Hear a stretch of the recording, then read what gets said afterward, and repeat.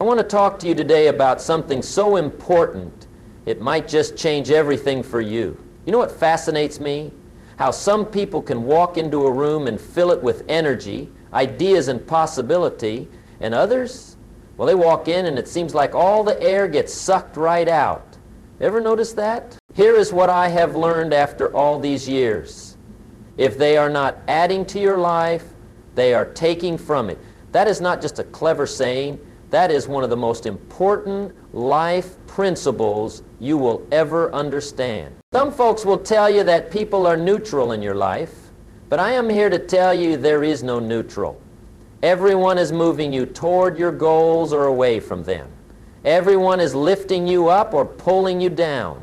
Everyone is helping you grow or causing you to shrink. You see, life does not allow for passengers who add no weight to the journey. Every relationship carries a cost or delivers a benefit.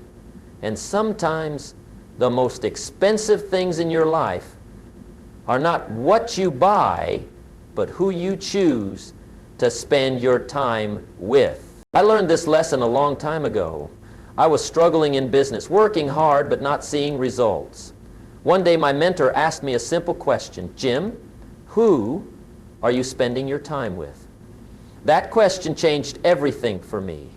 It was not my strategies that were failing me.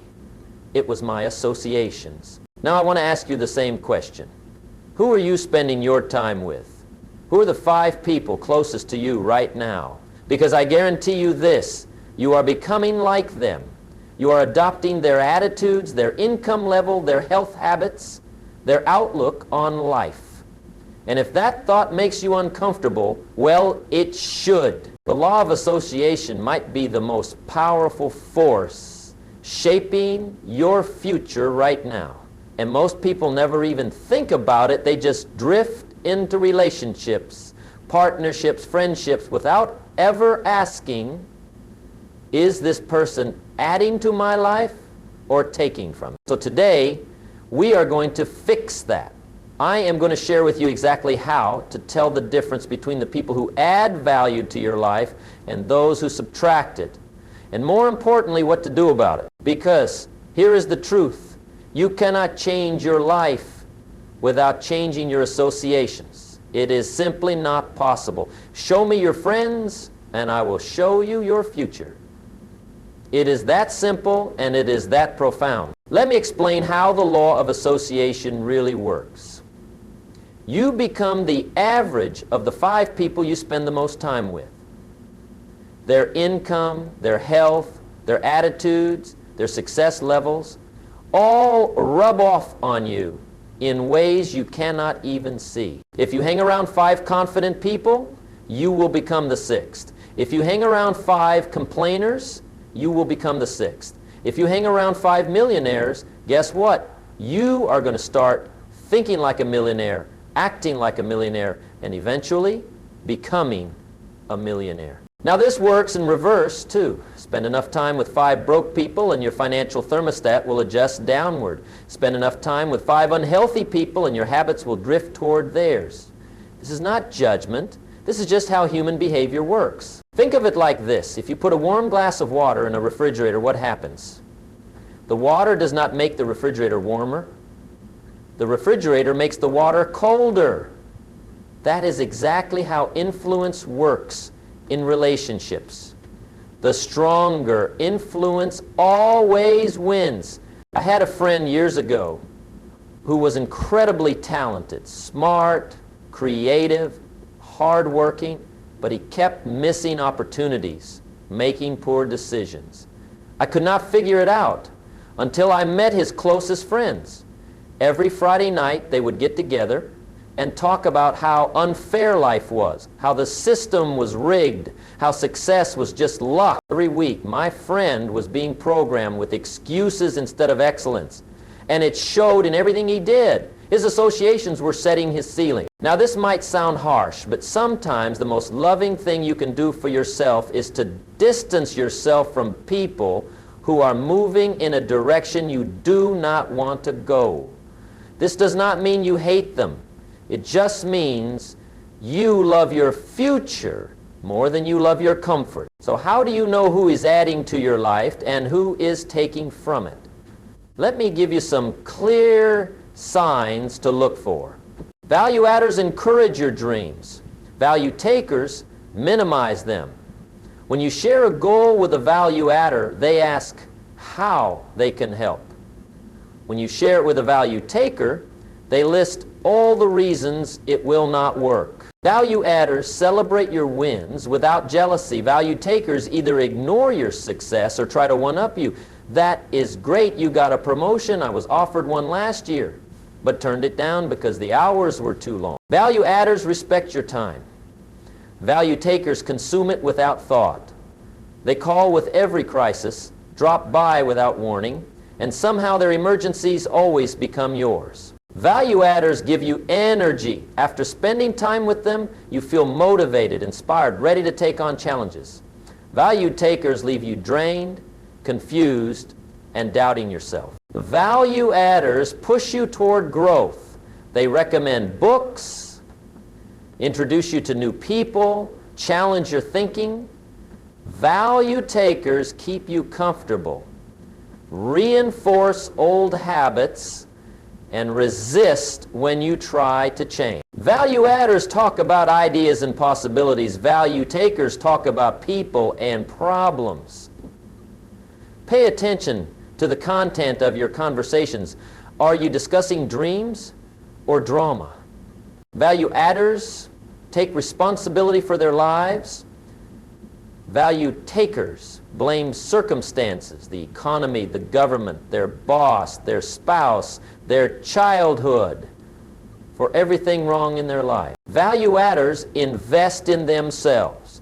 They pay for courses, read books, hire coaches. Value takers spend everything they have on looking good rather than becoming better. So I want you to take a moment right now and mentally list the 5 people you spend the most time with.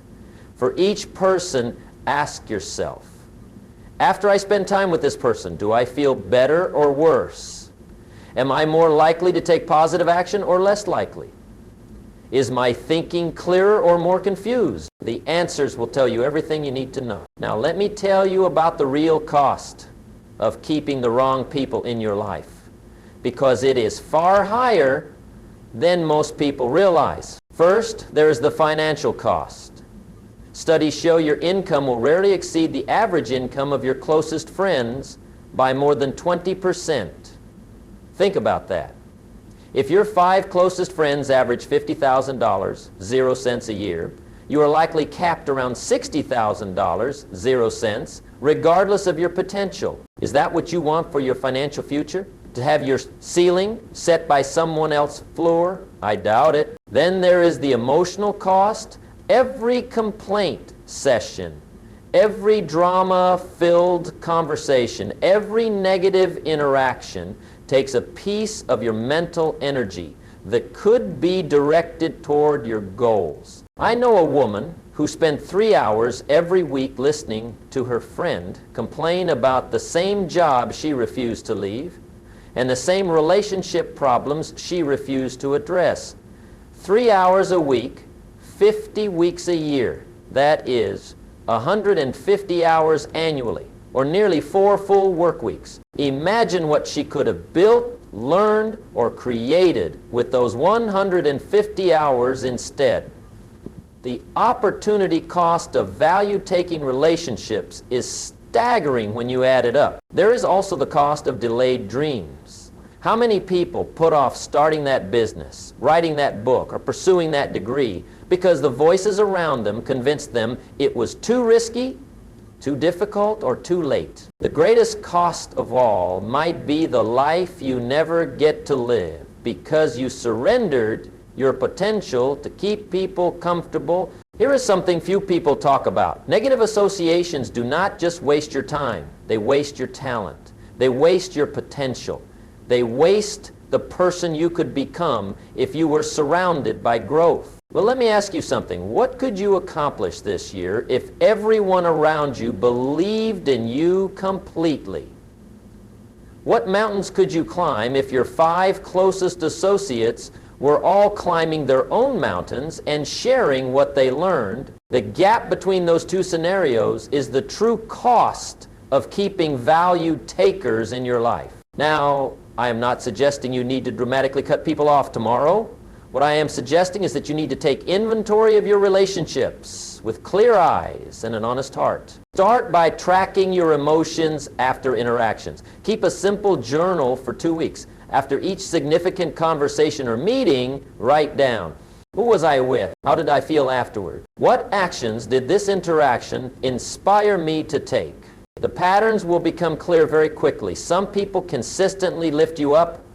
Others consistently bring you down. The data will not lie to you if you are honest with yourself. Next, evaluate the content of your conversations. What percentage of your talk time is spent on goals and dreams, ideas and opportunities, growth and learning, problems and complaints, gossip and criticism, past regrets or failures? The first 3 categories add value. The last 3 take it away. If most of your conversations fall into the bottom 3 categories, that is a warning sign. Also look at outcomes. Have the people around you achieved what you want to achieve? Are they living lives you would want to emulate? If not, why are you taking their advice? Why are you adopting their mindsets? Remember, people can only take you as far as they have gone themselves. If you want to build wealth, spend time with wealthy people. If you want a great marriage, spend time with couples who have one. Success leaves clues, but you have to put yourself in a position to find them. I know what some of you are thinking, but Jim, these are my friends. Some are family. I cannot just walk away. I understand that concern. And I am not telling you to abandon people you care about. What I am telling you is that you need to be intentional about the amount of influence you allow them to have. You can love someone without giving them your power. You can care about someone without surrendering your dreams to their fears. You can maintain a relationship without making it central to your growth. This requires courage. The courage to set boundaries. The courage to limit exposure. The courage to say, I love you, but I need to make some changes for my own growth. Sometimes the hardest part is dealing with the guilt. Many value takers are skilled at making you feel responsible for their happiness. They have perfected the art of the guilt trip. But remember this, you are not responsible for making anyone else happy at the expense of your own growth. That is not selfish. That is stewardship of your potential. One of my students struggled with this exact issue. Her mother called her daily with problems, complaints, and criticisms. Each call left her feeling drained and discouraged. But the thought of setting boundaries filled her with guilt. I asked her, if you keep this pattern for 5 more years, where will you be? Where will your mother be? Will either of you be better off? The answer was clear. Neither would improve. So she made a difficult choice. She limited calls to twice a week for 30 minutes each. She redirected conversations towards solutions instead of problems. She stopped sharing her goals with someone who consistently discouraged them. It was hard at first. There were tears and accusations, but over time, something amazing happened. Not only did her life improve, but her relationship with her mother actually got better.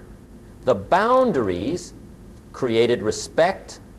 The limits created value in their time together. Sometimes the most loving thing you can do for a relationship is to stop enabling its dysfunction. Now, let us talk about how to find more value adders for your life. Because removing negative influences creates space, but you need to fill that space with positive ones. First, be deliberate in seeking out growth environments. Join masterminds, take classes, attend conferences, participate in communities focused on improvement. Value adders congregate in these spaces. I joined a business group years ago that met monthly. The membership fee was substantial, and I questioned whether I could afford it. Within 3 months, the connections and ideas from that group had doubled my business. I could not afford not to be there. Second, provide value first. Once you attract amazing people, become amazing yourself. Be the value adder in other people's lives. Make introductions, share resources. Celebrate successes, ask how you can help. Value attracts value. Third, upgrade your environments. The places you go determine the people you meet. If you want to connect with value adders, go where they gather. That might mean joining different clubs, attending different events, even frequenting different coffee shops or restaurants. Fourth, be willing to reach up. Most people look for friends at their level or below because it feels comfortable. Have the courage to reach up. Connect with people who are where you want to be. Ask for mentorship. Seek out conversations with those who challenge your thinking. I was once the least successful person in a particular business group, and it was uncomfortable at first, but I learned more in those meetings than I had in years of being the big fish in a small pond. Discomfort is often the price of growth. Fifth, use technology wisely. Today, you can connect with value adders across the globe through social media, podcasts, online communities, but be selective. Most social media is designed to trigger emotion, not growth. Curate your feed ruthlessly to ensure it adds value. Remember, the goal is not to surround yourself with people who agree with you. Echo chambers do not create growth. The goal is to surround yourself with people who elevate you, who expect more from you than you sometimes expect from yourself. Now, all of this talk about finding value adders means nothing if you are not willing to be one yourself. The quality of people you attract is in direct proportion to the value you provide. Are you a giver or a taker? Do you create energy or consume it? Do you contribute ideas or just criticize others? Do you celebrate success or envy it? These are tough questions, but they determine the caliber of people who will want to associate with you. Being a value adder starts with taking complete responsibility for your life. No blaming, no complaining, no excuses. Value adders say, it is my job to solve this problem, not someone should fix this. Next, commit to constant growth. Be the person who always has a new book to recommend, a new idea to share, a new skill being developed. Growth-minded people develop the habit of connecting others. When you meet someone new, always think, who do I know that this person should meet? Become known as someone who creates opportunity through connection. Practice genuine curiosity. Ask better questions. Listen more than you speak. People are drawn to those who make them feel interesting and valued. Curiosity is a superpower for building quality relationships. Be willing to give without immediate return. Share your knowledge, your resources, your connections freely. The returns will come, but often from unexpected directions and at unexpected times. Above all, maintain high standards for yourself and others. Excellence attracts excellence. When you refuse to settle for mediocrity in your own life, you naturally repel those who embrace it and attract those who shun it. I had a business partner years ago who taught me an invaluable lesson about being a value adder. Whenever we faced a problem, while everyone else was still complaining, he would already be working on 3 possible solutions. He did not just identify problems. He solved them. That made him someone everyone wanted on their team, including me. Be that person, the one who brings solutions, not just complaints, the one who finds a way when others find excuses, the one who lifts the energy of a room rather than draining it. Now, changing your associations does not happen overnight. It is a process that requires patience and persistence. But if you stay committed, you will see remarkable transformation. Within 6 months to a year, the first month is usually the hardest. Old relationships will test your new boundaries. New connections might feel forced or uncomfortable. You might question whether the effort is worth it. Push through this period. It gets easier. By month 3, you will start noticing subtle shifts in your thinking. Ideas that once seemed risky now seem reasonable. Goals that once seemed distant now seem achievable. Your ambitions will expand as your circle does. Around month 6, others will start commenting on the changes they see in you. Your language will be different. Your energy will be different. Your results will be different. The compound effect of better associations will become visible not just to you, but to everyone around you. By the 1-year mark, you will likely look back and be astonished at the transformation. Problems that once seemed insurmountable will now seem manageable. Opportunities you could not even see before will now be obvious. Your income, your health, your outlook, your achievements will all reflect the upgrade in your associations. How do I know this timeline? Because I have watched thousands of people go through it.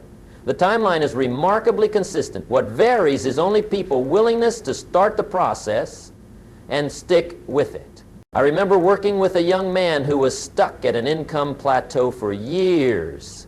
He was smart, skilled, and hardworking, but something was holding him back. After some discussion, I discovered his 5 closest friends were all earning about what he earned, and all convinced that earning more was either impossible or would require selling out their values. I challenged him to find just 2 new associations, one person earning twice what he earned and one earning 5 times what he earned. It took him nearly 2 months to develop these relationships. 6 months later, his income had increased by 40%. 1 year later, it had doubled. Same skills, same market, different association. This transformation is available to anyone willing to be intentional about who they allow into their inner circle. It is not magic. It is the law of association at work. So here is my challenge to you today. Make a decision. Decide that from this moment forward, you will be intentional about who you spend time with. Decide that your future is too valuable to surrender to relationships that do not serve your growth. Decide that while you cannot control all circumstances in your life, you absolutely can control your association. Start with just one change. Find one value adder to add to your life and limit exposure to one value taker. Just that small shift. Maintained consistently will create momentum. Remember, this is not about becoming cold or calculating in your relationships. It is about being wise and intentional. It is about recognizing that every relationship either moves you toward your potential or away from it. Some of you need to hear this. It is not wrong to outgrow relationships that no longer fit who you are becoming. It is not selfish to prioritize your growth. In fact, becoming the best version of yourself is the greatest gift you can give to everyone in your life. The people who truly love you will want you to soar even if they cannot fly with you. The people who truly matter will cheer your growth, not try to stunt it. And for those who fall away because you refused to shrink to make them comfortable, well, that is valuable information. Ask yourself, 5 years from now, what will I wish I had done today regarding my associations? Whatever that is, find the courage to do it now. Your future self will thank you. I want to leave you with this final thought. You already know who the value adders and value takers are in your life. You have always known. The question is not one of information, but of implementation. Not of knowing, but of doing. So what will you do with what you now know? Will you continue to allow your potential to be limited by the wrong associations? Or will you make the changes necessary to become everything you are capable of becoming? The choice is yours. But remember this, if they are not adding to your life, they are taking from it. And you, my friend, deserve better than that. You deserve to be surrounded by people who believe in you, challenge you, inspire you, and expect greatness from you. Go find those people, become one of those people, and watch how quickly your life transforms. As a result, your future is too important to be left to chance. Be intentional about who you allow to influence that future starting today.